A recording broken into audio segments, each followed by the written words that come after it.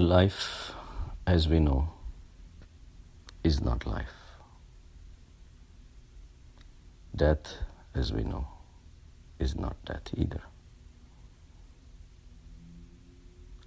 Our consciousness keeps on running between sukh and dukh, happiness, suffering, day and night, life and death. Our mind is allowing our consciousness to filter through it and then look at the world in the eyes of the mind. Mind is the divider. Mind is immature. Mind is ignorant. And we get carried away because we rely on the mind to analyze this world. But a little bit of awareness will tell us that the life that we see is not life, is death. Every single entity, as soon as it is born, it is dying. Every night we are dead 12 hours. Every day we are dead 12 hours. We are all marching towards death. But since we don't want to think about death, we call samsara life. And that's where our big mistakes comes in. We divided the whole universe of universal consciousness into life and death. Meditation takes you deeper into the realm of only the awareness, only the consciousness, only the existence. At that level, the experience of real life happens, which is shashvat, which is permanent. And at that level,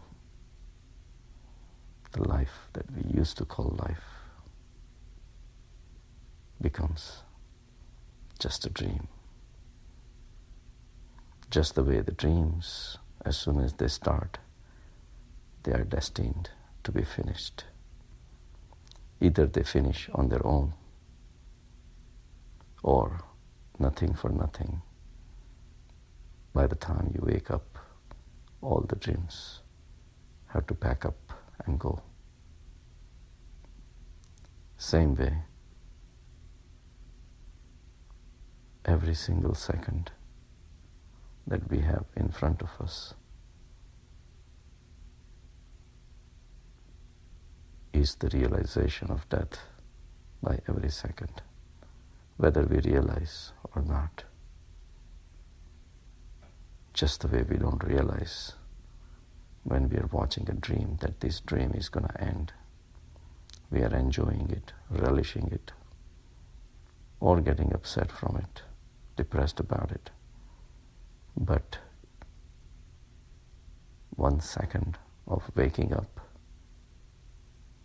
and all the sufferings of the dream or all the enjoyments of the dream become over. In 1 second you wake up and dreams are gone. Same way, our sufferings,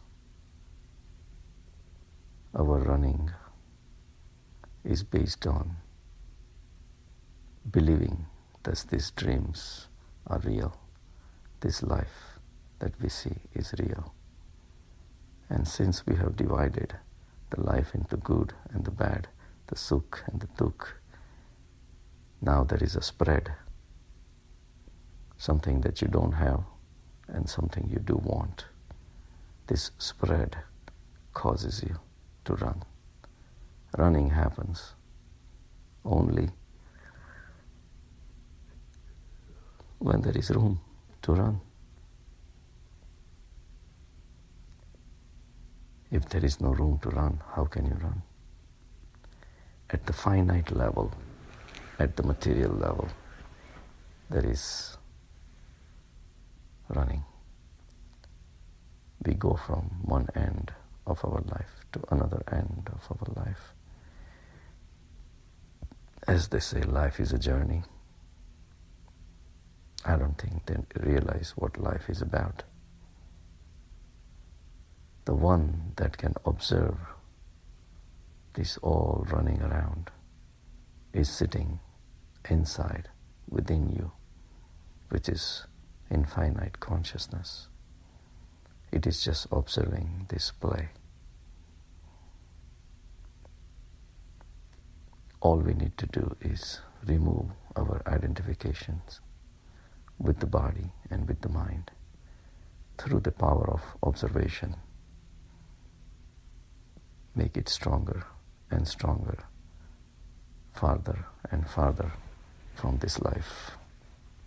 And then we jump into another existence, another home, which is infinitely bigger than the home that we had.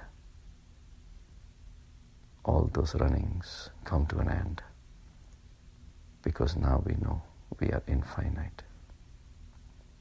Only the infinite tattva, infinite thing, cannot move because there is no room to move. It's already has expanded to the fullest. So experience of Atma gives you the total freedom from the material objects, because material life that we were living, we were trying to gain things. And gaining things is nothing but a way of expanding. First you have one car, then you have two cars. First you have one house, then you have two houses, three houses, multiple houses. You are expanding. But there are efforts. There is wastage of time, resources, mental functions, stress, anxiety, grief.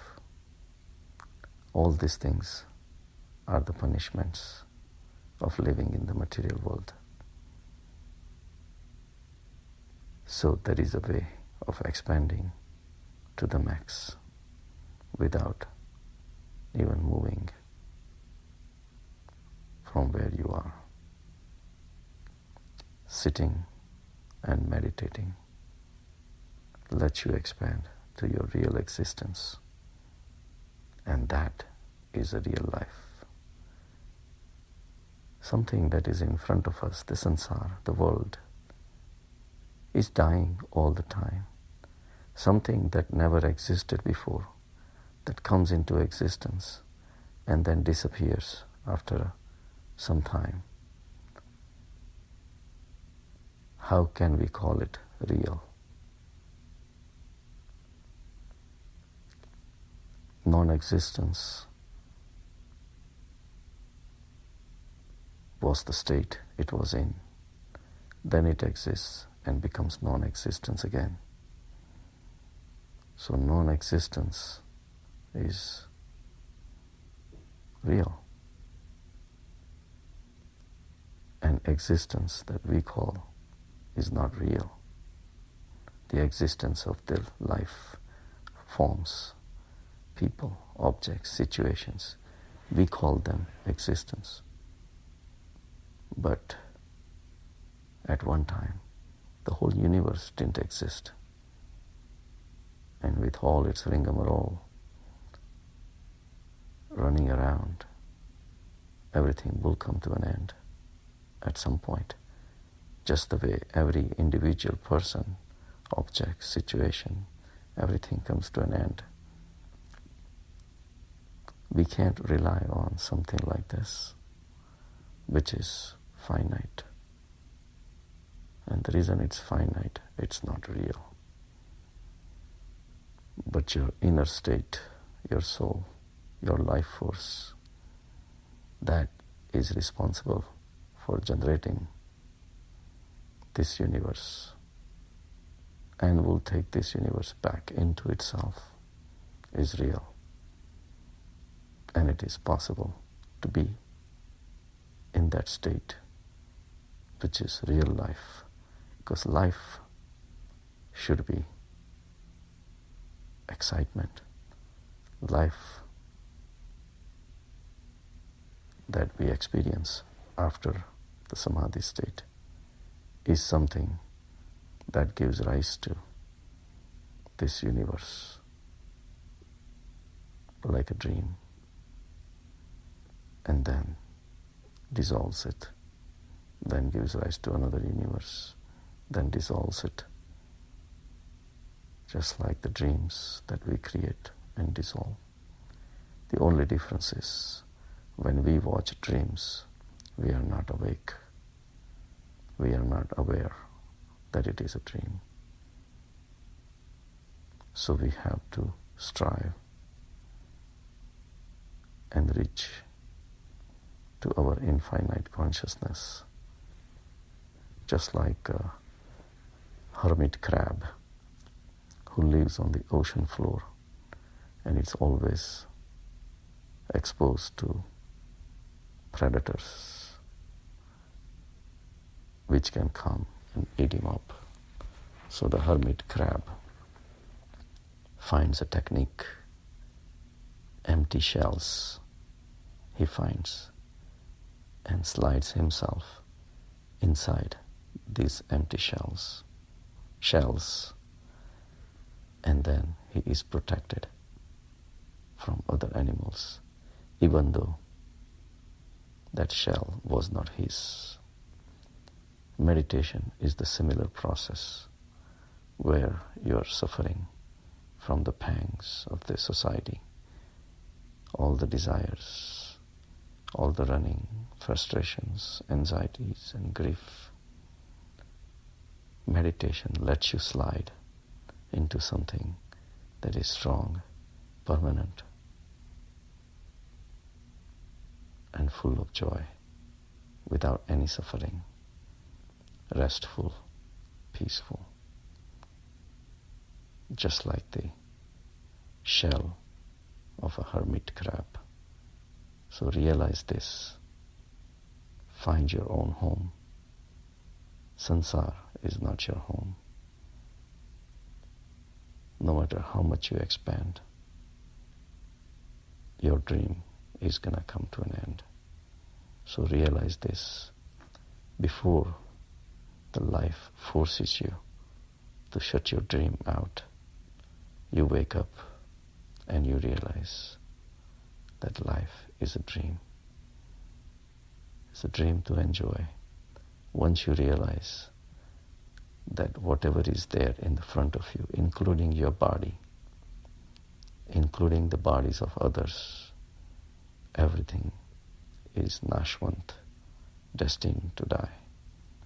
Why would you get attached to it? Why would you want to run after the things more and beyond what you really need?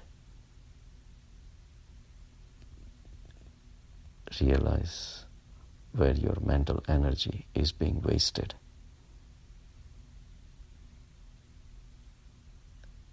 And enjoy your existence in this universe while you exist. Because someday you're not going to have eyes to see the beautiful sunrise. Someday you will not have skin sensations to enjoy the cool breeze. Someday you will not have ears to listen to the beautiful chirping of the birds. Every single second is an enjoyment.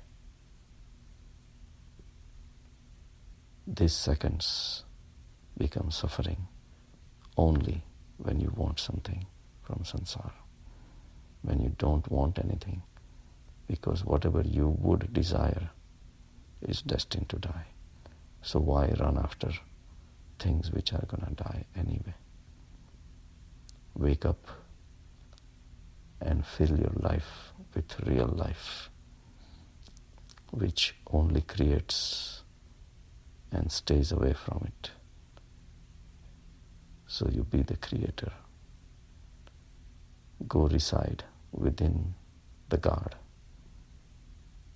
the universal existence, and become God, who only creates without any attachment, because only the Creator knows that He has plans to create and then destroy and then create again. So at that level, you also will only offer yourself. You will do the work of life, but you will not be attached to the results of your actions. And that's the real attribute of a creator. He creates, but he doesn't remain attached, because only he knows. He is the mastermind behind this creation, that at some point this creation will not last.